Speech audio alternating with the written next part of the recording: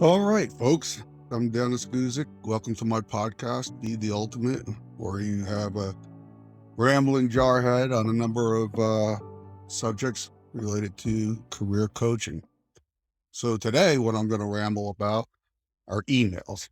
I mean, just your professional work email, not your personal email. So this is the way I see emails. I mean, they're all over the place, right? They're kind of like a dumbbell. So the dumbbell has a narrow part in the middle where you grip it, and then weight on either end. One of the weighted ends, though, I think of that as the email part of the dumbbell, and is all the good that it could do. This heavy weight of being able to coordinate with 50 different people at once. They all have the same information. It's recorded so that they can even retrieve it later. A lot of good. On the other side, though, is the bad that it can do. That's when you send an email to somebody you didn't mean to send, or you put things in an email that you shouldn't have, and they last forever. So it can go either way on that dumbbell. So I'm going to give you a little bit of my thoughts on here. So let's go. This is probably, I think, one of the best pieces of advice that I'm going to give you. So email is very useful, but there's two times where I don't think it's a very good piece of gear. One is if it's time sensitive. A lot of times people will say, hey, this got to be done now. They'll send an email and they'll feel like it's done. It's not. The person may not open it, may not read it until hours later. If you've got something that's that time sensitive, then you should go and call that person or use some other more direct form of communication, because thinking that you sent the email and your job's done just isn't right. The other one is, and I'll take this from a really good book called Crucial Conversations. And I think of this as crucial communications. So the way the book defines crucial conversations is that if an issue that you're talking about has high impact, a lot of things are at stake, and it's an emotional issue, you do not want to put this communication to an email, because I'll tell you, an email, no matter how many emojis you use, it's just a very poor form of communicating emotions. It can easily be misread. You can have somebody look at that and think just the opposite of what you're actually trying to get across. And so the result could be really ugly. An email should really have just one subject, right? You have to make sure that the subject line and the contents agree. This is especially important when you're replying to an email where the subject has evolved, it's changed, and you just send out, hey, this has got everybody I know on it. I'm going to use this as a reply, but it's not the same subject. So, on a big sense, make sure that your emails all have this are on one subject, and if you need to send two emails, that's great. Talk about the addressees. You should think about who you're sending it to. Okay, so I would get 200 to 300 emails a day, and probably half of them I didn't need to see. So for the addressees, make sure that you are certain that they need to see it. The people on the top line are the ones that are receiving it for action, and the ones on the copy line are just for information. And make sure that that's clear as well.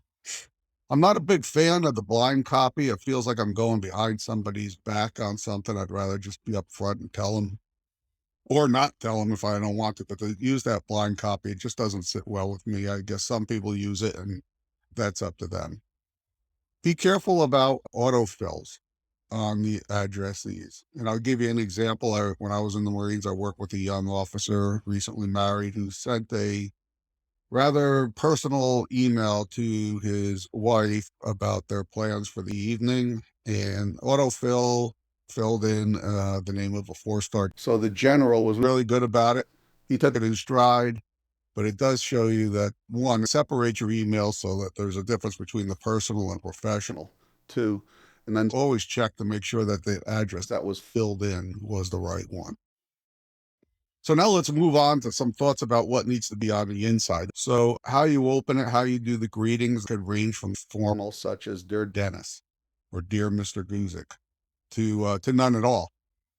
What you use really depends on how familiar you are with the person and how formal you want to be. Always err on a little more formal. If you're sending one to the boss or the CEO, you probably want to be a little more formal than if you're sending it to a colleague.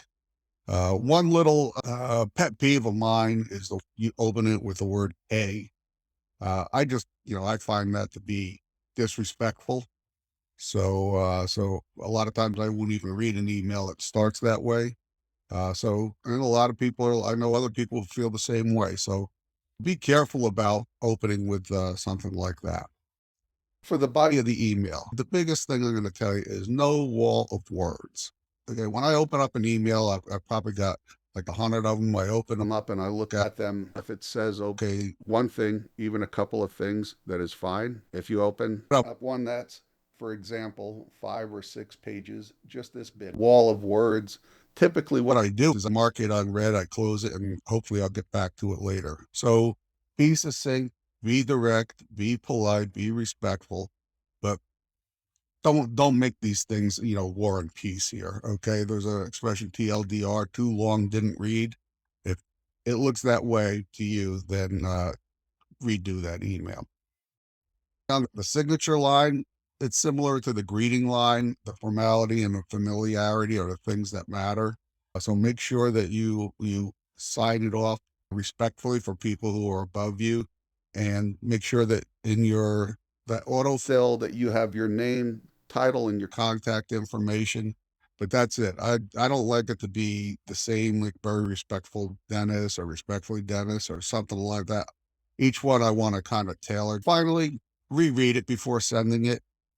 Most email software has some sort of spell check.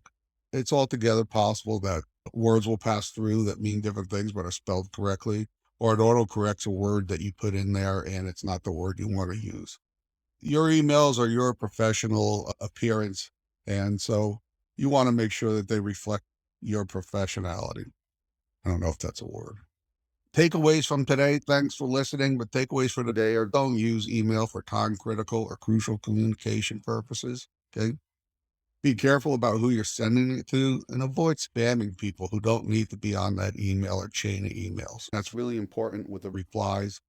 Finally, in the body, be direct, be succinct, be professional. Make sure that you avoid that wall of words and reread your email before you send it. So that's it. That's some thoughts from an old jarhead on emails. Thanks for listening. If you like it, please subscribe